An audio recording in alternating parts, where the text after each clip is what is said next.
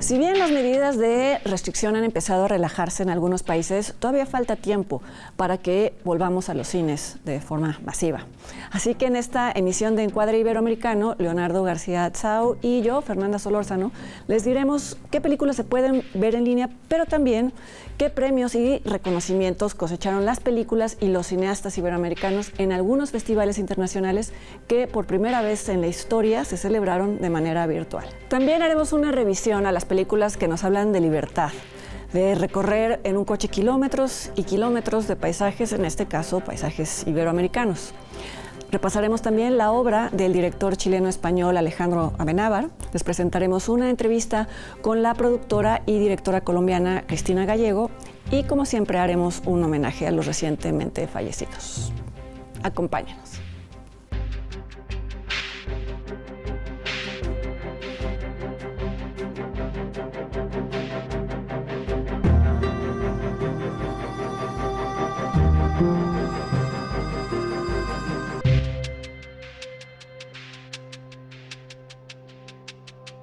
¿Qué tal? ¿Cómo están? Gracias por acompañarnos otra vez en Encuadre Iberoamericano. ¿Cómo estás, Leonardo? ¿Qué tal, Fernanda? Bien, ¿y tú? Bien, también, gracias. Pues bueno, seguimos en confinamiento o apenas sí. Planeando apenas salir, algunas salidas. Algunas salidas y, por lo tanto, seguimos pensando en películas que de alguna manera se parecen a nuestra realidad. La vez pasada hicimos un programa sobre prisiones porque pues nos sentimos encarcelados en nuestra casa y ahora pensamos en hacer algo que va hacia el otro lado. Que compense. Sí. Y que hable de libertad, por lo menos sí. A través del cine. De lo que se busca en esas películas, que es el género es el de la película de carretera o road movie, es generalmente la libertad, es uno de los temas constantes, ¿no? Digo, derivada desde luego por la novela On the Road de Jack Kerouac, se generó toda una cultura sobre el camino, la libertad que representa la carretera, ¿no? Y las transformaciones, ¿no?, que se dan en el camino, porque casi siempre los personajes, o por lo menos uno de los personajes de las road movies o películas de carretera, va buscando algo, ¿no? Aunque no lo tenga consciente, pero hay algo en su vida que ya no le satisface o que necesita resolver. Y no solo eso, sino que en el trayecto pues se da cuenta de cosas, se encuentra con personas, hay un cambio. Hay una revelación en el camino, ¿no? Que por el cual él va a cambiar de actitud o cambiar de meta, o en fin, algo le pasa que lo transforma. Yo me preguntaba mientras planeábamos este programa, si había diferencias radicales entre el road movie, que es en esencia norteamericano, y el road movie iberoamericano. Sí. Pensaba en las distancias, en algunos casos, ¿no? En las distancias de Latinoamérica que son inconmensurables, pero bueno, no sé si eso marcaría en algunos casos. No sé, ¿tú qué piensas? No, creo que la distancia, Estados Unidos también es un país muy vasto, entonces yo creo que no, yo creo que lo que cambia, bueno, una característica, por ejemplo, del road movie mexicano, yo diría del road movie mexicano de la Ciudad de México, de cineastas de la Ciudad de México, siempre la salida al mar. ¿Salir así? Sí, como no tenemos cuerpos de agua significativos cerca de la Ciudad de México, el cineasta mexicano chilango, para decirlo de ese modo, ansía salir al mar, ¿no? Y es una de sus metas en muchas de estas películas que vamos a mencionar, en Viaje Redondo, en Y tu mamá también. Y tu mamá también. Los insólitos peces gato. Incluso Roma, ¿no?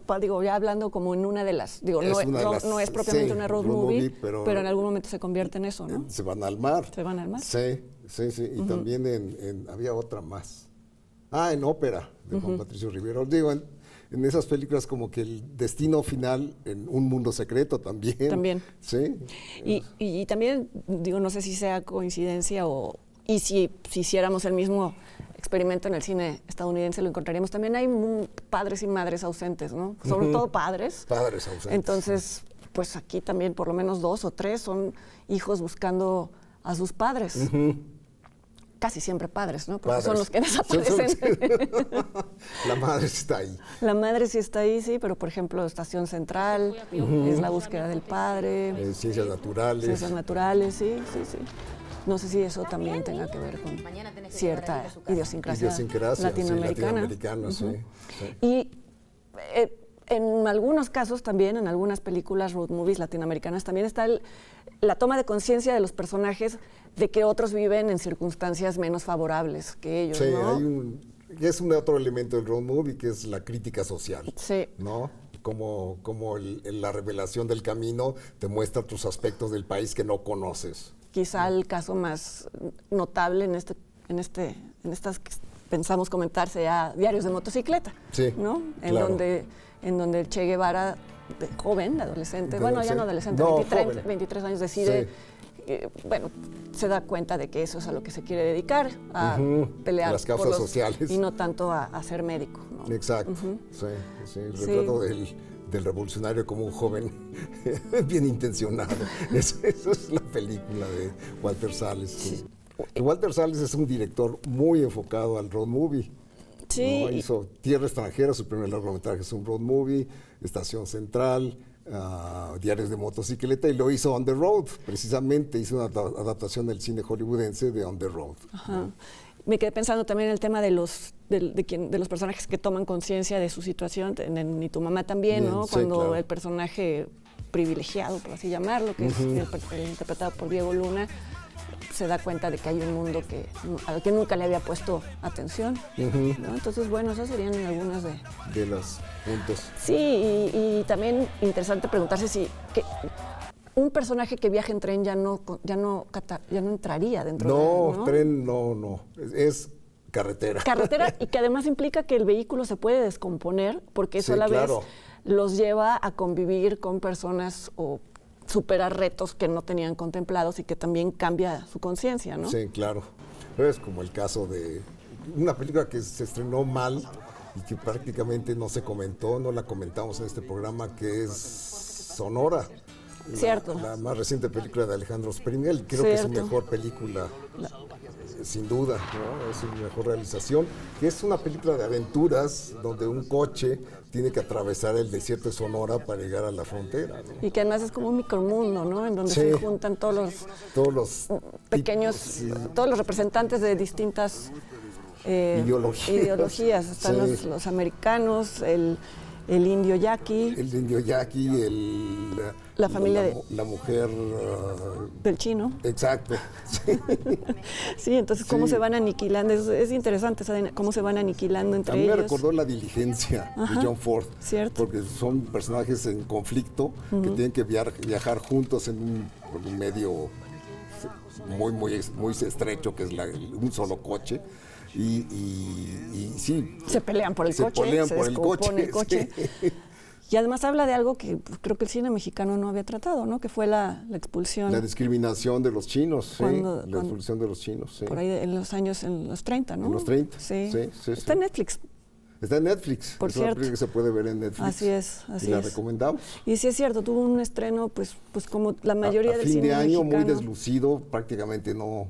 Yo no la pude ver, yo la tuve que ver hasta que salió en Netflix. Sí. Es de este tipo de películas a las que Netflix acaba rescatando. Sí. Y Filmin Latino. Exacto. También, ¿no? Sí. Y de las que mucha gente no se entera que existen. Ya más adelante hablaremos de cómo hay ciertos fondos que apoyan estas películas, pero como tienen muy poca exhibición, normalmente se cree que el cine mexicano es solamente el cine de grandes comedias, grandes, por la cantidad de salas en las que se exhiben, ¿no? Que sean muy buenas. Y están todas estas otras. Comedias taquilleras, digamos. Que son las que se benefician de fondos. De los fondos. Así es. Ahora que hablabas de México, que los cineastas chilangos viajan al mar, también en México por la geografía mexicana los desiertos juegan... Bueno, ya mencionaste Sonora, pero también está la que yo creo que es la mejor película de Carlos Volado, que es Bajo California. Bajo California. Sí, a mí me gusta mucho esa película, sí. Que además, curiosamente, surgió primero como un documental, algo que nunca ocurre, que alguien de repente cambia de género a la mitad de la filmación, porque él iba a hacer uno sobre las pinturas rupestres que hay en esa zona. Y de repente dijo, no, pues mejor vamos a hacer una ficción, y lo cambió. Entonces, sí, resultó una película muy buena. Sí. Con Damián Alcázar. Como alguien que también tiene un pasado turbio, un pasado turbulento, que quiere redimirse. Y además en el camino atropella a una mujer. Y ese es el trauma que lo tiene. Pero había dejado un hijo atrás, Atrás ¿no? también. Sí. Y todo se resuelve una vez que llega... Que llega a su destino. A su destino. Y bueno, hay películas que no necesariamente... A mí me costaba incluir dentro del género de road movie, por ejemplo, Profundo Carmesí de Ripstein, que sí lo es, pero no sé... Pero no tiene la esencia del road movie. Porque no es porque propiamente no es que se dirijan a un lugar, sino que van haciendo paradas. Sí. Es el caso de Güeros también. Güeros, en rigor, parecería no serlo porque no salen de la Ciudad de México. Sí. Pero todo el camino, todo el tiempo están dentro de un vehículo. Justamente Güeros, aunque los personajes en realidad no salen de la Ciudad de México, me pareció que cumplía con las convenciones del género, así que la incluí dentro de mis favoritas. Bueno, pues a eso vamos. Pasando la pausa, vamos a hablar de nuestras favoritas, nuestras road movies favoritas de Iberoamérica, y también vamos a hablar de las películas premiadas iberoamericanas en los festivales de Toulouse, Tribeca y Vision Durel. No se vayan.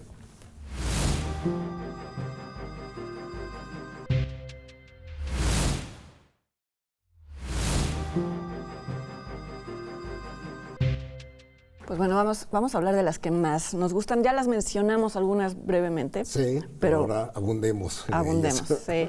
Mi número 5 es Estación Central de Walter Salles. Sí. Fíjate que yo, está al borde de ser una película que de repente me parecería que cae demasiado en el melodrama. Sí. No que eso esté mal, es una preferencia mía que de pronto veo así, ya esto, pues un niño que llora, siempre son botones que sabes a los que vas a reaccionar, pero la relación entre Fernanda Montenegro y el niño protagonista es tan conmovedora. El personaje de Fernanda Montenegro en sí, ella es tan buena actriz que creo que eso es lo que... supera todos los resquemores, ¿no? Yo también entré con ella a verla, me acuerdo que fue el Festival de Toronto y dije, yo creo que no me va a gustar, porque ya todo el mundo decía que era maravillosa y que era una ternura, y hoy uno va ariscado, ¿no? Pero no, sí me convenció, la película es emocionalmente muy honesta, ¿no? Además es interesante que ella al principio es una mujer, no diría mala, pero fría, ¿no? Sí. Que manipula las cartas de los que llegan y que no necesariamente quiere acoger al niño, ya prácticamente lo estaba vendiendo y demás. Entonces ir viendo el cambio de ella, que es de lo que hablábamos, también no es nada más que el niño, el niño, supongo ya la vieron, y si no lo han visto, pues ya permítanos el niño busca a su padre, no necesariamente lo encuentra, pero es ella la que reorganiza sus prioridades en la vida, ¿no? Así es. Y ha contado muchas cosas Walter Salles alrededor de la película, de cómo la gente en realidad se acercaba al final creyendo que Fernanda Montenegro... y que el niño fue un bolero actual, ¿no? No fue un actor, sino que sí fue un casting de... Y que aún así era un actor impresionante. Dice que hay una escena en la que él está escribiéndole su carta al papá y que él no era para nada, su personalidad no era para nada como el personaje, pero que se posesionó tanto que empezó a llorar y, o sea, una cosa así como del actor estudio, que nadie quería cortarlo porque era muy impresionante. Entonces eso de los niños, cuando los niños están bien en una película, pues ya también es como un milagro. Es como un milagro, sí.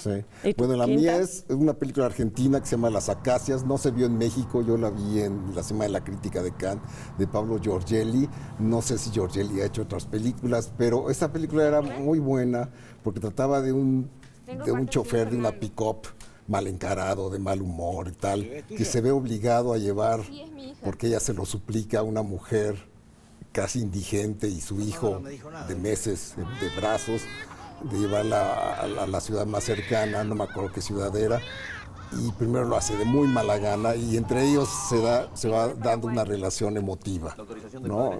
Hecha también con mucha honestidad y tú creerías, hijo, aquí va a haber, no, y no había melcocha, sino verdadero sentimiento, ¿no? Y es una película que recuerdo bien, siendo que no tuve oportunidad de volverla a ver, ¿no? Habrá que ver en dónde se puede ver. Pues mi cuarto lugar, ya también medio la comentamos, es Güeros, de Alonso Ruiz Palacios, que sí, pues no salen de la Ciudad de México, habla de dos estudiantes de la UNAM, precisamente, que están en ese momento en huelga, y entonces son un poco vagos, ¿no? Se plantea que no tienen una vida muy provechosa y reciben la visita del hermano menor de uno de ellos, ¿no? Entonces se dedican a buscar a un músico mítico que supuestamente hacía llorar a Bob Dylan, ¿no? Exacto. Entonces, bueno, recorren la Ciudad de México, recorren Ciudad Universitaria, que para quien haya estado en México sabrá que es una ciudad. Es una ciudad, con todos sí. los riesgos de perderte. Sí, muy fácilmente. Y demás. Y algo que me gusta de esta película es la decepción final del personaje, ¿no? De cómo cuando tienes un ídolo, un héroe, lo conoces y se te caen. Las fantasías. Decía Ruiz Palacios que eso le pasó a él con Peter Brook, que fue un poco como está basado en esa anécdota, que estuvo toda una noche, el director de teatro, Peter Brook, estuvo toda una noche esperándolo afuera en Londres para decirle algo, y el otro le dijo así como, se fue, ¿no? Entonces, pero bueno, es una película filmada con mucho ingenio, me pareció un guión muy además, fresco. la Ciudad de México son varias ciudades. Exacto, sí. Entonces sí es como transitar de un rumbo a otro completamente diferente, ¿no? Se sienten secuestrados en algún momento, sí. O sea, pues sí, como si estuvieran... Sí califica. Sí. La mía, la cuarta, es Ciencias Naturales, otra película argentina de Matías Luquezzi, que ya mencionamos también, que en este caso es una niña que vive con su madre, que acude con su maestra para que la lleve a conocer a su papá. ¿No? Es en ese rubro que ya habíamos mencionado. Sí, es mi tercer lugar, entonces... Pues podemos comentarla sí. de una vez. Y sí. que supongo que es, por lo que dices de Las Acacias, que yo no he visto, pero me da la impresión que ese es el mismo tipo de película, como que es tan orgánico lo que pasa que no es melcochosa. No. Y la niña está muy bien. La niña está estupenda, sí. Otra vez una niña actriz que supera todos los prejuicios que uno tiene sobre los actores infantiles, ¿no? Es Paula Herzog, y me acuerdo bien porque es una niña actriz que había aparecido en una película de Paula Markovich, no sé si recuerdas. El Premio. Sí. Y que Paula Markovich contaba que ya llevaba no sé cuántos meses haciéndole casting a no sé cuántos niños, y ya apareció ella, que no era actriz. Y se robó no se robó la película, se ganó el papel, pero se acaba robando la película porque realmente es una niña muy expresiva sin necesariamente ser que gesticule demasiado. No es una histriona. Sí. Ahora, la película barrió en Guadalajara en su año, me acuerdo, el jurado sí que le gustó, ganó mejor película, mejor actriz a la niña y mejor guión. Mira. Entonces fue una película que gustó mucho, obviamente. Y es muy sencilla, ¿no? Sí. Uno agradece la sencillez cuando está bien ejecutada. Esa era mi tercera, entonces... La mía es Estación Central, ya la comentamos. ¿La segunda? ¿La segunda tuya? Es la tercera. Estación okay. Central. Sí. Entonces iría mi segunda, que es Tráiganme la cabeza de Alfredo García. Que bueno, es la mía, es la número 1. Y ahí hicimos trampa los dos, porque es una película hecha en México, con dinero mexicano, pero dirigida por Sam Peckinpah, que no es un cineasta iberoamericano. Pero vaya, la película se sitúa en un México muy reconocible. Es una película delirante que a mí me encanta. Yo debo decir... Es un humor negro que yo creo que mucha gente no... Es una película macabra a morir. De hecho, creo que, bueno, tú has escrito un libro sobre Peckinpah. Creo que le fue pésimo de crítica en su momento, ¿no? Pésima. Bueno, la atacaron unánimemente, incluso está en el libro de las 50 peores películas. No, y es un caso donde se ha revalorado a lo largo de los años. Y yo incluso cuando la vi la primera vez, yo dije, hijo... Qué rara película de Peckinpah. Y conforme las vas viendo, la más recientemente encontraron, obviamente, siendo los estudios Churubusco los productores de la película, encontraron el negativo. Entonces Carlos García Gras, que era el director el sexenio pasado, sacó una copia, nos invitó a varios admiradores de la película a verla en cine, y era un agasajo, ¿no? Es una película tan enfermiza. Pero acaba siendo emotiva. Es emotiva, incluso. Porque, pues al final, bueno, habla de un hombre, el Indio Fernández encarna a un cacique que quiere vengar a la hija embarazada, ¿no? Sí, al hombre que embarazó a su hija. Entonces de ahí el Tráiganme la cabeza de Alfredo García, ¿no? Sí. Pero entonces quien se encarga quien quiere cobrar la recompensa, ¿no? Es este loser que interpreta a Warren Oates realmente con una actuación. Sí, porque te cae pésimo, ¿no? Sí, es como el loser gringo de cuarta, ¿no? Sí. Acompañado de Isela Vega. Isela Vega, que es el personaje redentor, ¿no? Sí, por causa, bueno, acaba ella muriendo por culpa de un enfrentamiento, porque además él se apropia del botín, ¿no? Es decir, no se lo habían encargado a él. Pero no, al final, pues como él era conocido, amigo, lo que fuera de Alfredo García, pues no necesariamente lo entrega, sino que, bueno, son muchos vericuetos que sería muy difícil resumir, pero al final acaba demostrándole su amistad, llevándole la cabeza, cosa que ya sé que suena muy rara, pero pues Sí, pero ese es el punto. Sí. Entonces te tocaría hablar de tu segunda. Mi segunda es Bajo California, que ya mencionamos, que es esta película de Volados. Primer ópera prima de Carlos Volado, y creo que es su mejor película hasta la fecha. Yo creo que ha hecho películas interesantes. Visualmente es padrísima, ¿no? Visualmente es muy lograda, sí. Sí. Y acompañas estos dos personajes. A mí al principio me costaba entrar a ver a Damián Alcázar haciendo la de Gringo Pocho. Ajá. Pero... Sí, pero él es tan buen actor que Sí. se volvía verosímil, sí. Sí, es lo que pasa a veces cuando vemos Un muchas actor demasiado conocido. Sí, pero eso no Sí. les pasa a los que la ven fuera, ¿no? Sí. Sí. Y tu número uno es... Es una que a ti no te gusta, yo lo sé. Que si tu mamá también. A mí, de hecho, me sigue pareciendo la mejor película de Alfonso Cuarón.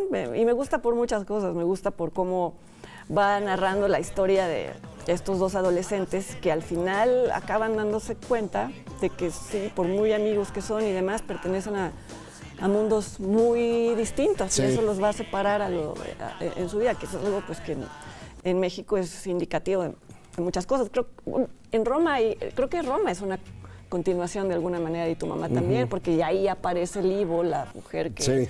sería la Cleo de Roma. Y al principio ellos no salen buscando nada, la que está buscando algo es Luis, el personaje de Luisa, de que es Maribel Verdú, porque ella sabe que va a morir y entonces quiere tener sus últimas experiencias de libertad antes de, ¿no? Entonces, bueno, me parece muy buen guión de Carlos Cuarón, me parece que tiene esto que es tan reconocible en el cine de Alfonso Cuarón, que es ir siguiendo a los personajes con la cámara, y creo que ha envejecido bien. Entonces, yo no la he vuelto a ver. A lo mejor cambias de opinión. A lo mejor cambias de opinión. Bueno, tú ya nos dijiste cuál era. La primera es Tráigame la cabeza de Alfredo García. Y bueno, esas son nuestras favoritas. No ha habido recientes que nos hayan volado la cabeza, ¿verdad? ¿No? No. Esperemos la siguiente road movie, ahora que podamos salir de aquí, de nuestras casas. Sí, a lo mejor será un género nuevamente muy popular porque la gente va a tener unas ganas increíbles de salir a carretera. Sí.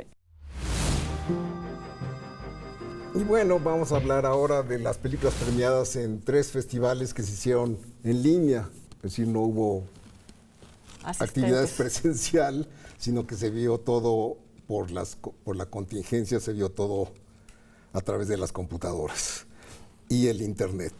Entonces, el Festival Cine Latino de Toulouse tuvo su Grand Prix en la película chilena Blanco en Blanco de Teo Kur. Tú ya la habías comentado. ¿Te gustó a ti? Me gustó la interpretación. O sea, siempre me gustan las películas con Alfredo Castro porque sí. Construye personajes muy inquietantes, y aquí fotografía a una algo niña. De perverso. Sí, sin realmente llevarlo hasta las últimas consecuencias. Aquí crea una relación con una niña novia, ¿no? Que está esperando la llegada de una especie de un cacique que... Una especie de Godot que nunca aparece. Que nunca aparece, pero las fotografías que le toma, la relación que construye con ella es muy inquietante. Muy inquietante. Y la película tiene estupenda fotografía. Es de José Alayón, ¿sí? Que es realmente un demo reel de increíbles riesgos con la luz. ¿No? Hay secuencias completas iluminadas nada más con velas, con antorchas. Digo, casi toda la película ocurre en penumbra. Incluyendo las fotografías de interiores con la niña. Sí. Pues sí. Entonces sí, visualmente es muy llamativa la película, ¿no? Así es, ha ganado varios premios. Por eso varios premios. Ya la habíamos comentado. Se estrenó en Venecia, en la sección Horizonte. Y bueno, mención especial obtuvieron Ya no estoy aquí, de Fernando Frías de la Parra, que ya la hemos comentado. Ya la hemos comentado mucho, ganó en Morelia tanto el premio otorgado por el jurado como el premio del público, que eso casi no pasa. Casi no pasa. Y es una película, a mí me gusta mucho. A mí también. Y va a estrenarse en Netflix. Bueno, ya se estrenó. Ya se estrenó. Ya se estrenó, entonces bueno, ya más adelante hablaremos de otras películas que pueden verse en esa plataforma, pero de una vez decir que si les interesa ver esta que ha sido tan premiada, pues ahí está. Ahí está. Y también ganó la Argentina Las 1001 de Clarisa Navas. Ganó mención especial también. Es un retrato de la juventud argentina de barrio en los bajera, márgenes. De los márgenes, sí. Sí, que no, creo que no no acaba de decir algo importante, como que está también en los márgenes de decir algo, pero creo que no lo logra la película. Pues ¿no? apuesta mucho por un estilo El documental. plano secuencia y los tracking shots están a la orden del día, porque corren mucho en toda la película, ¿no? Y también hay una intención deliberada que tú mencionabas, y es verdad, de estos cuadros que no lo son, donde los personajes quedan afuera, y que recuerda a Lucrecia Martel en la primera sí. película de Lucrecia, que fue La Ciénaga, que también hablaba un poco de familias no conectadas. Incluso hay un personaje aquí en Las Mil y Una, la madre al final, ¿te acuerdas? Sí. Que baila, me pareció que hacía también eco sí. de La Ciénaga, de ¿no? La Ciénaga, sí. Y también hubo un premio para la película Sanctorum, sí. que hemos comentado aquí. Es una película mexicana de Joshua Hill, que habla sobre cómo el narco se ha infiltrado en el campo mexicano y por lo tanto pues familias enteras dependen a veces de sembradíos de droga y cómo eso ha pues obviamente derivado en violencia. Eso a mí me gusta. La tendrá que volver a ver. Sí, porque yo que la vi no en el espíritu correcto. Ganó 2 premios de la crítica, el de FIPRESI y el del sindicato SFCC. Y otro festival que se llevó a cabo en línea fue el Festival de Tribeca en Nueva York, que bueno, pues ahí realmente estaban muy castigados, estuvieron muy castigados por el COVID. Por el COVID, sí. Y sin embargo, pues se llevó a cabo. Se llevó a cabo, sí. Y pues no hemos visto la mayoría de las películas. Todas. No hemos visto ninguna, es verdad. Sí. Pero de algunas podemos comentar porque por lo menos conocemos a sus directores, ¿no? Es el caso de la película Coco Loco de Gerardo Naranjo. Que es su regreso al cine después de mucho tiempo haciendo televisión. Sí, dirigiendo algunos capítulos de algunas series. Sí. Pero con la que creo que se dio a conocer fue con Miss Bala, que a mí me gusta mucho. Sí. A mí en general me interesa mucho el cine de Gerardo Naranjo y no pudimos ver esta, por desgracia, pero... Y el premio fue para Noé Hernández, para el actor. El actor que siempre gana algún premio porque es muy bueno. Y ahora vamos a hablar de las premiadas en el Festival Visions Jogel, que es un festival de documentales hecho en Suiza. Pues mencionamos brevemente los títulos de las demás. De las otras, sí. De las otras, una de ellas es Off the Road, mexicana, de José Permar. El Father Plays Himself, que es venezolana, de Mo Scarpelli. Sí. El otro es una película chilena de Francisco Bermejo. Reas es una película argentina de Lola Arias, que es una directora de teatro documental. Sí. Otra película de la cual podríamos hablar un poco porque conocemos a su autor. Su autor es Malin Sin 17, que es una codirección, pero uno de sus directores ya murió, que es Eugenio Polgowski. Tuvo una muerte prematura muy triste porque sí había un documentalista en ciernes muy interesante, era Polgowski, y esta es una película póstuma, es decir, la va a terminar su hermana, se llama Mara Polgowski. Entonces ganó el premio de Works in Progress, es decir, la veremos en algún momento en el futuro. Así es. Y sí, ansiamos verla porque la filmografía de Polgowski, por desgracia, es muy corta. ¿Cuál es su película que más te gusta? A mí me gusta la que hizo al principio. ¿Los herederos? Sí. A mí también, muchos de los niños que trabajaban en el campo. En el campo, sí. Y bueno, no se vayan, porque ahora que regresemos, hemos estado revisando la carrera de ciertos directores y directoras iberoamericanas y ahora toca el turno a Alejandro Amenábar, que nació en Chile, pero ha hecho su carrera en España. En España. Y también los vamos a invitar a ver una cápsula realizada por el Canal 22, una entrevista a distancia con la productora y directora Cristina Gallego. No se vayan.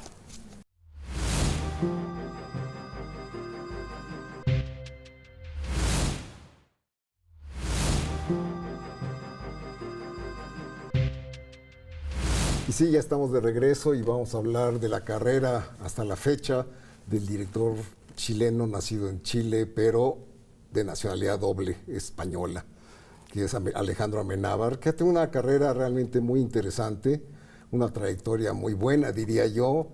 No es tan desigual como puede ser la de otros directores iberoamericanos. Creo que se ha sostenido bastante bien. Y eso que ha saltado de géneros, ¿no? Géneros, bueno, sí, y más no importante, se ha repetido.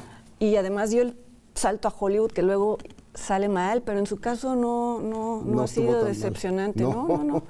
Él nació, bueno, como decías, él nació en Chile, pero cuando estalló la dictadura, su familia se fue a vivir a España porque su mamá era española. Había viajado a Chile, entonces, bueno, eso... A mí me llamó mucho la atención enterarme de que sus padres no lo dejaban ver televisión ni ir al cine. ¿De verdad? Hasta los 15 años. Como Paul Schrader. Exacto. Entonces luego esas contenciones dan lugar a imaginaciones que explotan, ¿no? Fértiles. Bueno, decía Paul Schrader que él por calvinismo no vio cine antes de la adolescencia, que eso le ayudó a no tener películas fetiches de la infancia. Ya no quererlas repetir como Spielberg o George Lucas, ¿no? Sino que estaba libre de esos tótems de la infancia, ¿no? Además, todo supongo que lo veía... Ya con ojos más maduros. Y con ganas de contar... O sea, bueno, es que es muy curioso, por ejemplo, en el caso de Amenábar, que su primera película haya sido sobre la violencia visual, ¿no? En ¿Recuerdas? el cine, sí, Tesis. Con Ana Torrent. Ana Torrent, sí. La actriz de Cría Cuervos, sí. No, y además, pues fíjate que la volví a ver y ha envejecido bien, tiene 25 años. Sí. Y yo la vi en el cine y me acuerdo que planteaba cosas interesantes porque hablaba del morbo, pero a la vez la película te hacía consciente de tu propia necesidad de ganas a veces de ver imágenes que no deberían. Tal vez en ese entonces creo que estaba menos restringida la emisión de escenas violentas, ¿no? Porque se decía, bueno, lo que van a ustedes a ver es algo que los va a impactar, no vean, y ahora ya más bien ya se ha optado por no hacerlo, pero... Sí, pero es la mitología del snuff film, ¿no? Sí, si existe o no realmente el cine de... Un asesinato hecho en cámara, ¿no? Y Fele Martínez, que ha aparecido también en muchas de sus películas. Y pues en nuestro primer encuadre hablábamos de José Luis Cuerda y creo que fue productor. Fue productor y según Amenábar, pues es quien le dio su mentor. Su mentor, gracias a eso llegó a Berlín y bueno, ganó premios, ganó Goyas ese año y era su ópera prima. Entonces, bueno, empezó con el pie derecho. De hecho, sí. Su siguiente película es Abre los ojos, que me gusta mucho, sobre todo cuando vi el remake hollywoodense que se llamaba Vanilla Sky, de Cameron Crowe, y que era el mismo argumento, pero estaba tan mal urdido con Tom Cruise. No se entendía. No, era un desastre. Y en cambio la de Amenábar es muy interesante película. Y tiene una atmósfera muy inquietante la de Amenábar. Digo, es que la de Tom Cruise, bueno, la de Cameron Crowe se fue mucho por quien haya visto la película, habla de un tipo que tiene todo, pero tiene un accidente y queda desfigurado. Y entonces opta por ser congelado y despertar en un futuro en donde él se imagina su realidad. Pero creo que la película de Cameron Crowe se fue más por lo flashy y por cómo podía ver estas nuevas tecnologías. Yo creo que ahí metió la mano Tom Cruise, obviamente, ¿no? Sí. Y la de Amenábar era muy inquietante porque nunca sabías cuál era la realidad que estaba viviendo. Te entrabas dentro de la lógica. Penélope Cruz en el mismo papel en ambas películas. Sí. Eso es una curiosidad. Sí, luego supongo que fue el link con Tom Cruise, ¿no? Para hacer romances, ¿no? Ya estamos en el chisme. Bueno, luego sigue su película que fue su debut en la producción hollywoodense. Es una película española, pero hablada en inglés, con actores hollywoodenses, Nicole Kidman, que es Los Otros, que a mí me encanta. Es una película de fantasmas muy inquietante y creo que funciona muy bien, incluso su sorpresa final, que es muy, muy sorpresiva. Es coproductor Tom Cruise, ¿no? No me acuerdo, sí. Pues eso, entonces tuvo que trabajar con su otra mujer, ¿no? Porque ya entonces, perdón por entrar en el chisme, pero bueno, es que se ve que aquí sí tenía más control Alejandro Amenábar. Es una película que recuerda mucho a la Vuelta de Tuerca. A la Vuelta de Tuerca. De Henry James, sí. Y donde los niños son infernales, pero no lo son, luego lo sabemos. Y es de lo que hablamos, que luego estos saltos a Hollywood suelen ser saltos mortales. Ser saltos mortales y esta película no lo es. Además la fotografía es buenísima. Sí, yo creo que es tal vez la película que más me gusta de Amenábar. Sí, si me apuras yo también diría que es mi favorita, sí. Sí. La que sigue es una película que gustó mucho, Mar Adentro, que además ganó el Oscar a la mejor película de lengua extranjera, que es sobre un cuadrapléjico interpretado por Javier Bardem. Está basado en un personaje real que escribió un libro. Ramón San Pedro. Exacto, sobre sus experiencias como cuadrapléjico, ¿no? Una película que mucha gente encontró muy conmovedora. A mí no me gusta. Bueno, es la que menos me gusta suya, porque creo que tiene esto que es como un poquito manipuladora. No que el tema no sea importante y conmovedor y demás, pero todos estos paisajes en donde él se imagina cómo sería su vida en libertad, no me gusta mucho esa película. A mí me suya. tocó, anécdota aparte, recibir el premio porque estaba yo la programé en el Festival de Bangkok. Yo era el programador hispanoamericano y fue la película ganadora. El jurado le dio el gran premio ¿Y tú recibiste el premio por Amena? y a Mar Adentro y no había nadie de la delegación española, no había nadie de la embajada. Yo dije, ¿quién lo va a recibir? Dije, tú la programaste, tú recíbelo. Entonces me tocó a mí subir al estrado y recibir el premio y luego creando el extraño fenómeno que la gente creía que yo era Amenábar. Entonces a mí me felicitaban, decían, qué buena película. Yo decía, no. Pues no, esta película tuya no me gustó tanto. Y bueno, ganó el Oscar, ¿no? Ganó el Oscar, sí. La mejor película de lengua extranjera, sí. Algo que hay que decir es que casi todas las películas, casi toda la música de las películas, la compone él. Qué raro. Es muy raro el cineasta que también escribe las partituras de sus propias películas. Sí. La siguiente es una película extraña. Sí. Porque es de un género que normalmente se asocia... La épica. La época clásica. Sí, hollywoodense. Hollywoodense, que nos trae muy malos recuerdos a veces, ¿no? De este cine más scope. Exacto.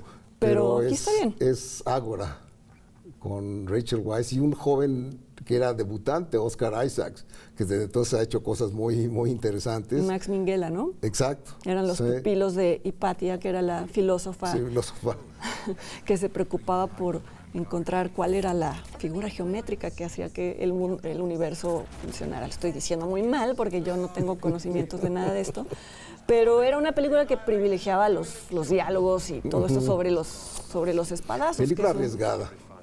Película arriesgada, eso sí hay que reconocerle.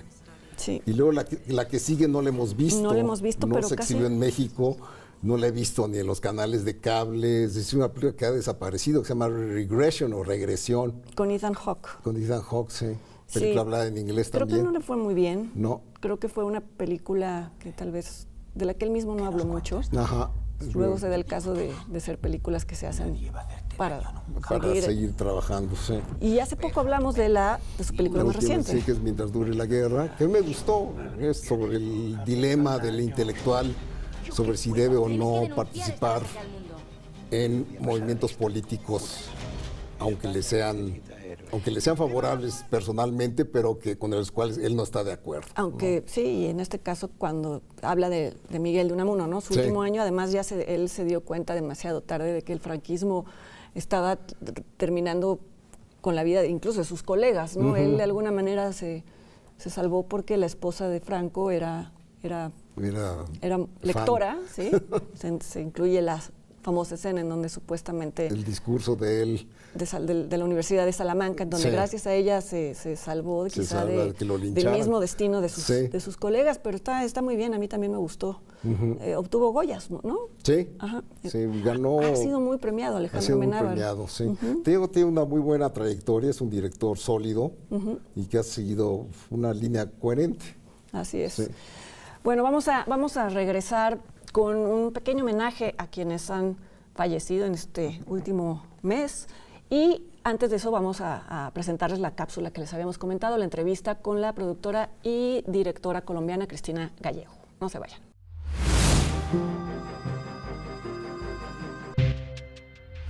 Hola, pues soy Cristina Gallego, soy colombiana.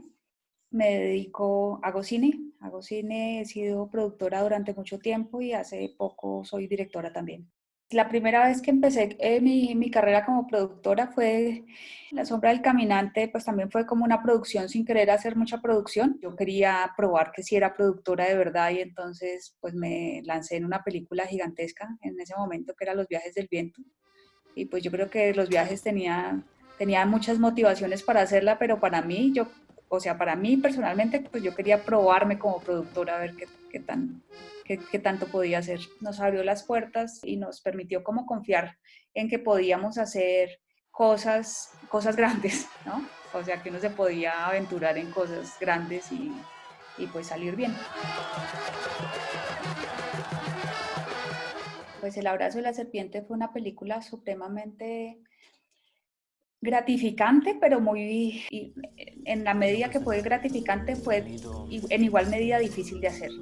Fue un proyecto lleno de rechazos, ¿no? Lleno de nos, de todos los fondos que que nos habían dicho que sí en los viajes del viento, y de todas las opciones de coproducción que nos habían dicho que sí, que habían fluido muy fácil en los viajes del viento, pues en El abrazo de la serpiente todas esas puertas fueron cerradas, y pues en cierto punto solamente nos teníamos Ciro y yo dándonos cuerda. Pues fue muy gratificante, y pues todo fue creciendo, y festivales y premios y festivales, hasta que llegó la prenominación, la nominación, y fue otro viaje. Y la ceremonia y todo eso, pues una ceremonia muy linda, pues sobre todo teniendo en cuenta que íbamos con Antonio, y con Antonio pues toda la atracción de Antonio, y de con su corona y con sus collares, y la primera vez que un indígena, no sé si del mundo, o por lo menos un indígena amazónico está andando por la alfombra roja, ¿no? Para él era todo un poco un circo, pero sabiendo que era la visibilidad de su tierra y de sus historias y de su comunidad, ¿no?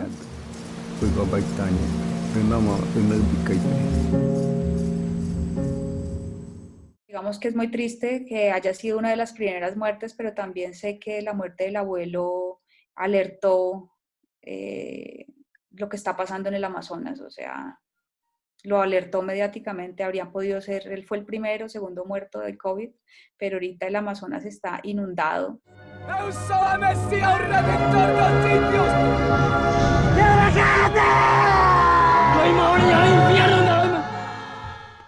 Yo Pájaros de Verano siempre la había querido hacer como productora, pero pues digamos que tempranito me di cuenta que ya había pasado, pues ya obviamente todo lo del abrazo, que pues que la quería hacer también como directora, ¿no? Y que pues no solamente que la quería hacer, realmente que la película podía ser diferente si yo me vinculaba como directora, o sea, y si se podía contar como desde el mundo femenino también, ¿no? Desde el que está contado. Yo creo que lo que hace que sea justamente diferente es como contarla desde ese mundo, desde ese mundo interno, ¿no? Y no desde la glamorización del narcotráfico y de los hechos y del dinero y de las armas y de la violencia.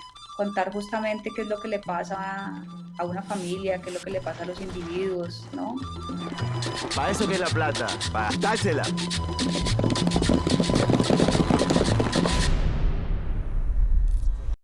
Estamos acá en México, estábamos haciendo esta que ustedes conocen muy bien, que es la mal llamada conquista, ¿no? Como que es el encuentro de Cortés con la Malinche y con Moctezuma, ¿no? Y esta es como la historia de este encuentro. Estábamos haciendo esa serie para Amazon y para Amblin, protagonizada por Tenoch Huerta, por Yoshira Escárrega y por Javier Bardem. Estábamos en rodaje de este proyecto, y pues nos cogió aquí la cuarentena, entonces vamos a ver cuándo se reinicia, pero pues esta historia se ha intentado contar hace 60 años, y estamos teniendo el lujo o la bendición de poder contarla, así que esperamos a ver cuándo se retoma.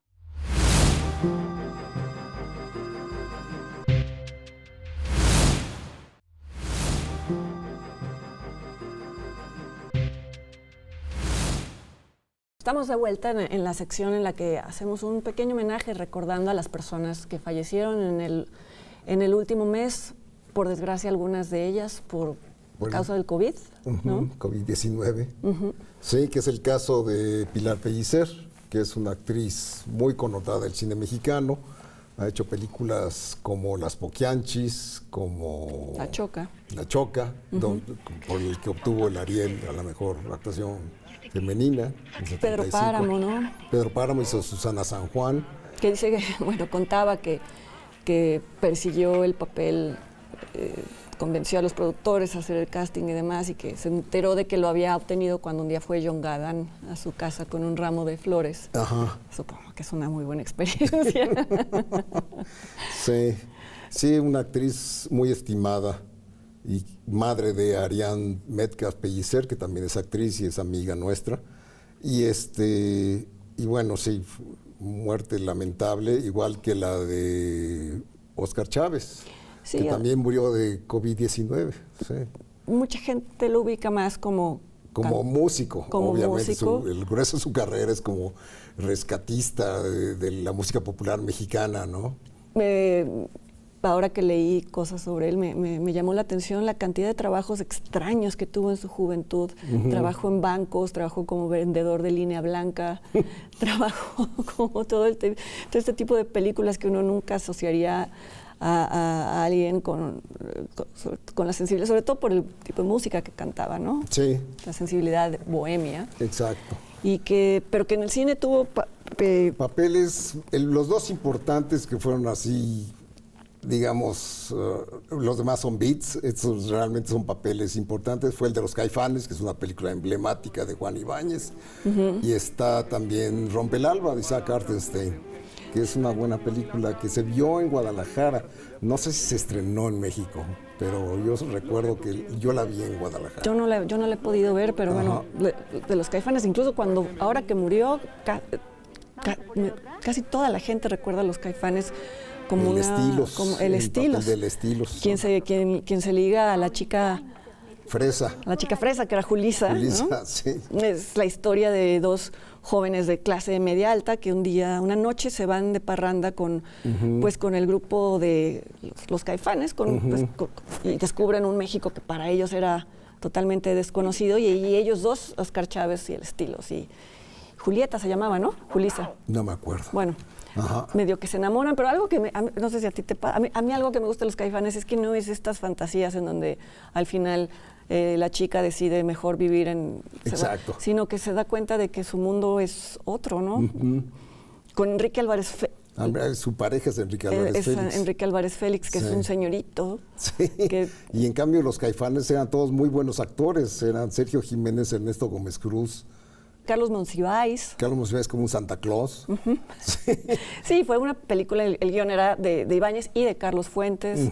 Entonces, bueno, además contaba a Ibáñez que les costó muchísimo trabajo.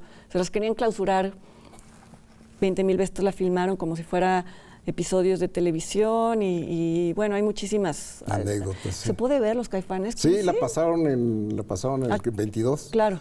El fin de semana donde se murió Oscar Chávez pasaron Los Caifanes. Sí. Y bueno, también murió el actor de carácter, Aarón Hernán, que es de la vieja escuela del cine mexicano, del actor de cuadro, que siempre cumplía. Y sobre todo hizo carrera en televisión, ¿no? Hacia el final, igual que Pilar Pellicer. Igual, sí. Fíjate que me caía bien de Pilar Pellicer, que la mayoría de las actrices que tuvieron papeles importantes y demás, como que luego hacen menos su carrera en telenovelas, y era cuando entrevistaban le entusiasmaban mucho sus papeles en las telenovelas de muchachitas, es decir, no veía como menos mala cosa. Exacto, ¿no? A propósito de los actores que hacen televisión. Que luego lo quieren echar por debajo de la alfombra, ¿no? Exacto. Bueno, también murió un director argentino, un documentalista, Marcelo Céspedes, que hasta donde podemos ver tuvo mucha importancia en promover el documental en Argentina. Yo no conozco su obra, no trascendió las fronteras la filmografía de Céspedes, pero bueno. Como suele pasar con el cine iberoamericano, que es de lo que hablamos mucho en este Sí, claro, sobre todo el cine documental. Ya no se diga. Imagínate. Así es. También murió Jorge Cámara, un veterano de la prensa, miembro fundador del Hollywood Foreign Press. De los primeros que tuvieron junkets y cosas de estas que ahora se hacen mucho para los periodistas fuera. Yo recuerdo haber leído sus reportajes cuando yo era niño, en la revista Cine Avance. Entonces yo me acuerdo que uno de los reporteros que entrevistaba a celebridades hollywoodenses era Jorge Cámara. Algo que ahora ya, no es tan común, pero... No, pero es cada vez pionero, más... ¿no? Exacto. Fue pionero. Y finalmente murió José María Riva, que es un gran amigo del cine mexicano, del cine latinoamericano, porque desde su papel como crítico y como promotor en festivales, siempre fue un apoyo importante para esta cinematografía. Y para jóvenes mexicanos directores, ¿no? Sí. Le abrió la puerta a muchísimos. Amores Perros se exhibió en la Semana de la Crítica cuando él estaba a cargo de la Semana de la Crítica, ¿no? Entonces él fue el que tuvo la visión de incluirla en su programa y que fue el éxito de ese año, ¿no? Todo el mundo comentaba la película de la Semana de la Crítica que todo el mundo debía ver, y que era Amores Perros, que cumple 20 años precisamente. Precisamente. Sí. Sí, yo recuerdo el día que murió, bueno, Twitter, que es como la temperatura de muchas cosas, estaba desbordado de mensajes de cariño de la comunidad cinematográfica. Sí, hacia arriba. Yo lo trataba mucho, era un tipo además con un muy buen sentido del humor. Vivía en París, era su domicilio, y su esposa y sus 2 hijas se dedican al cine también. Entonces, También murió por COVID, ¿verdad? También murió por COVID-19, sí. Bueno. Una desgracia este virus, pero bueno. Esperemos que vaya bajando. Esperemos que vaya bajando las bajas. Así es.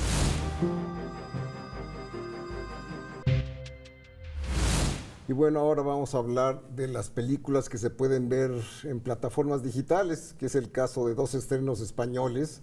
Una de ellas es una coproducción con México, El Autor, de Manuel Martín Cuenca. Se coprodujo hace 3 años y no se había estrenado en México en la cartelera. Entonces, es una película muy interesante, una comedia negra con mucha malicia.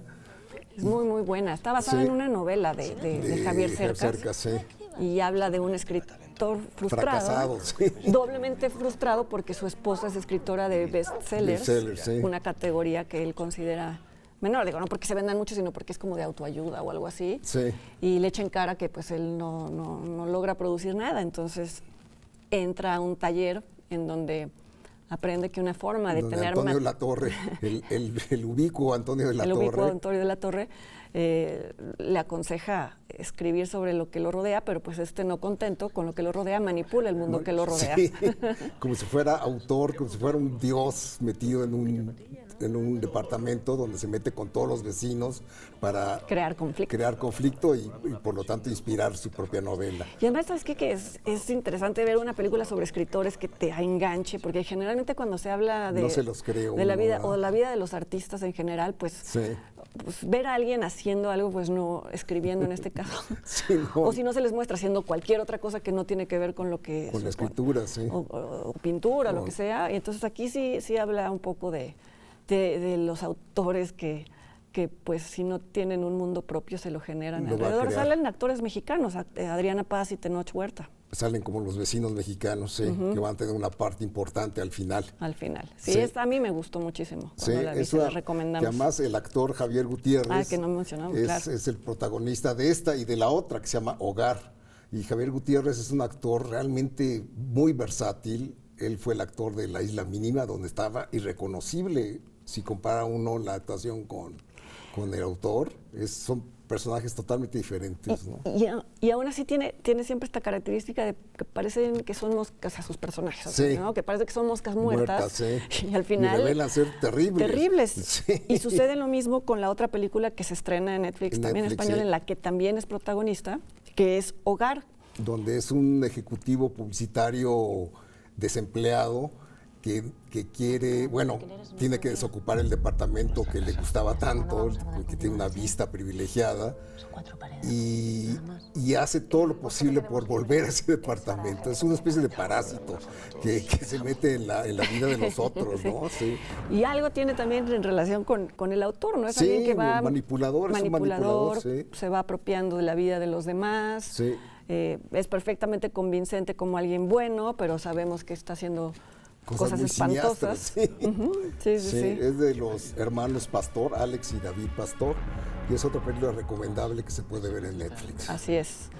Y pues bueno, para concluir, comentar que otra de las consecuencias negativas del COVID ha sido que ha amenazado los fondos y los fideicomisos que muchos gobiernos dan a sus cinematografías y que son importantes porque, no sé, voy a comentar el caso de México. En México existe un tipo de cine comercial que más o menos se logra financiar solo, ¿no? Porque tiene patrocinadores que si se contratan actores comerciales y demás se sabe que pueden recuperar, pero hay un cine que sí necesita apoyos y que no necesariamente de ninguna manera va a seguir la línea del Estado, porque parecía que mucha gente tiene esa idea, ¿no? De que si es cine subsidiado, entonces es un cine que tiene línea. De ninguna manera, es al contrario. Es un cine que permite que se hagan cosas interesantes, y en estos días sucedió algo que casi pone en peligro uno de los fondos más importantes en Es México. el Fidecine, sí, que estaba amenazado por la iniciativa de un par de diputados, que son Mario Delgado y Dolores Padierna, que querían derogar al Fidecine, con lo cual se ponía en duda la existencia misma del cine mexicano.